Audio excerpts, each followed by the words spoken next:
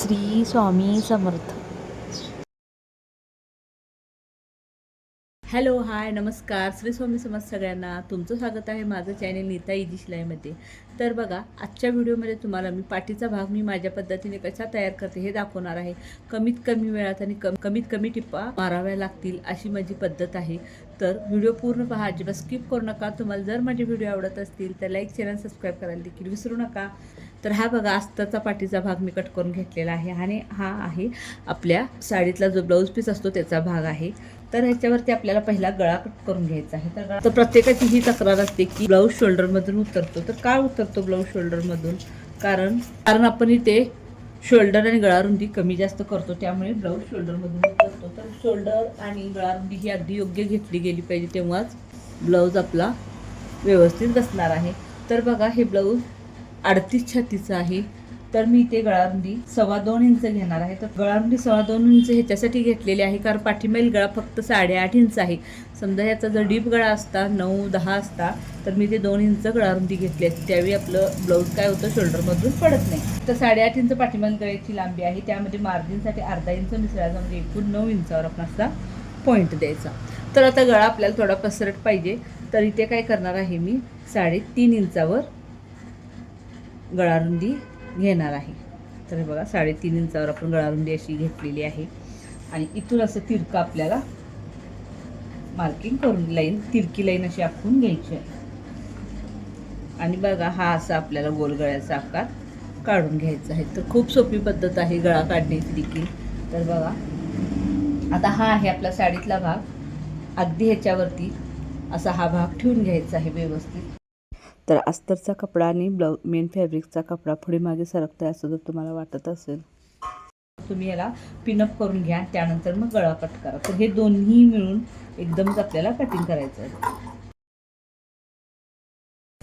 तर हे कटिंग करून झालेलं आहे. आता आपल्याला काय करायचं आहे, हा जो साडीतला भाग आहे त्याची जी सरळ बाजू आहे ती आपल्याकडे येईल अशा पद्धतीने व्यवस्थित ठेवून घ्यायचं. त्यानंतर त्यावरती हा आपल्याला असा हा अस्तरचा भाग ठेवून घ्यायचा आहे. आणि इथे बघा, हे असं साडीतला कपडा जेव्हा सुळसुळीत असतो त्यावेळी तुम्हाला असं पिनअप करून घ्यायचं आहे. सर्व ब्लाऊजला तुम्ही असं पिनअप करून घेतला तर चालते, पण असं जेव्हा सुळसुळीत असतात तेव्हा तर घ्यावंच लागतं, कारण दोन्ही भाग समान येत नाहीत, मास्त कमी जास्त वगैरे होऊ शकतं. तर असं व्यवस्थित पिनअप करून घ्यायचं. तर आता आपल्याला पहिला अशी गळ्याच्या भोवत्याने 1 पाव इंच अंतर सोडून शिलाई टीप मारून घ्यायची आहे.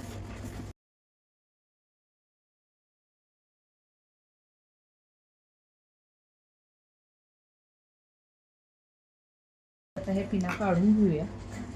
तर त्यानंतर बघा, आता आपल्याला इथे खाली कमरेच्या साईडला शिलाई टीप मारून घ्यायची आहे. असंच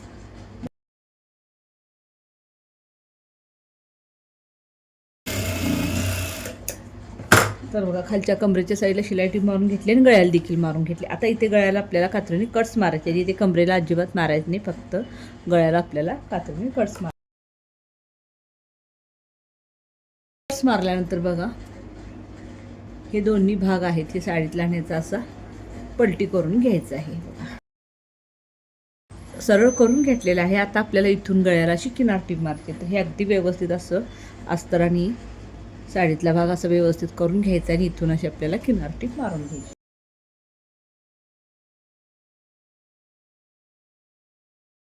किनार टीप मारून घेतल्यानंतर आपल्याला काय करायचं आहे, इथून आता आपल्याला दोरा कट न करता आहे असं पूर्ण असं ब्लाऊजला शिलाई टीप मारून घ्यायची.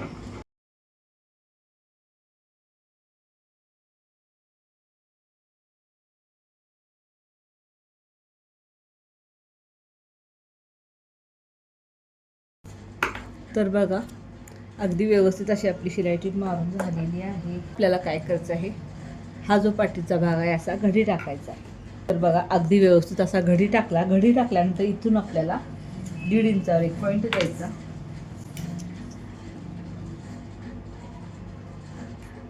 तर 1.5 इंच म्हणजे हे आपलं मार्जिनचं आहे. तर इथं पॉईंट दिला. तर बघा, हे मी अंदाजेच करते, तुम्हाला दाखवण्यासाठी मी इथं पॉईंट दिलेला आहे. आणि हा जो भाग आहे दुमडलेला तो ह्या लाईनीजवळ नेऊन ठेवायचा आहे. बघा, अशा पद्धतीने या लाईनीजवळ नेऊन ठेवायचा. आणि इथे जे आपल्याला परत सेंटर मिळतात, इकडे ह्या साईडला दुमडलेले भाग मिळतात, तिथे आपल्याला मार्किंग करून घ्यायचं.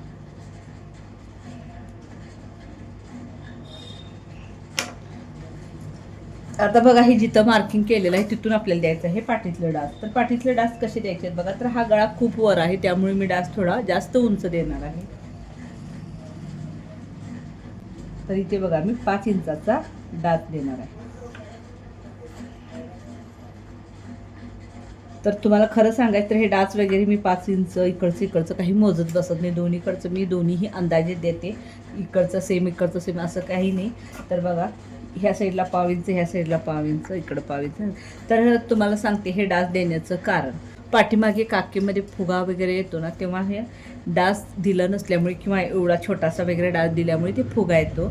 आणि जर तुम्ही ब्लाऊजला डासच नाही दिला तर ब्लाऊज पाठीतून जी ही साईज आहे पाठीतली ही अशी उचलते. त्यामुळे डास देणं गरजेचं आहे. आणि डास थोडा आपल्याला जास्त द्यायचा आहे. त्यामुळे इथला जो घोळ पडतो ब्लाऊज घातल्यानंतर बाहीर जोडल्यानंतर तो घोळ पडत नाही. त्यामुळे डास किती द्यायचा आणि किती कमी द्यायचा हे देखील गरजेचं आहे. गळा समजा जर तुमचा असा खूपच डीप असेल, असा इतका असेल गळा, तर तुम्ही हे डास थोडे खाली घेऊ शकता. पण गळ्याच्या वरती गेले डास तरी काही हरकत नाही, कारण त्यामुळे इथे आपल्याला फुगा किंवा चुन्या येणार नाही. तर हे डास आपण लिहून घेऊया.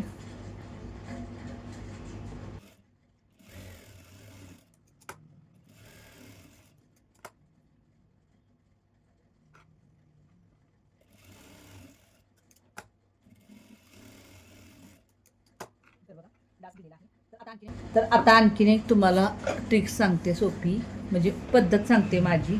तर हा जेव्हा आपण असं गोल गळा काढतो त्यावेळी समजा ह्याला लेस वगैरे काहीही लावायची नसेल, त्यावेळी आपल्याला काय करायचं आहे, ही एक आपण किनार टीप मारून घेतलेलीच आहे. ह्याला लागूनच एक थोडंसं अंतर सोडून आपल्याला आणखीन एक शिलाई टीप मारायची आहे. त्यामुळे गळा खूप छान आणि पाठीमध्ये अगदी व्यवस्थित असा बसतो. तर थांबला तर तुम्हाला दाखवते मी मारून.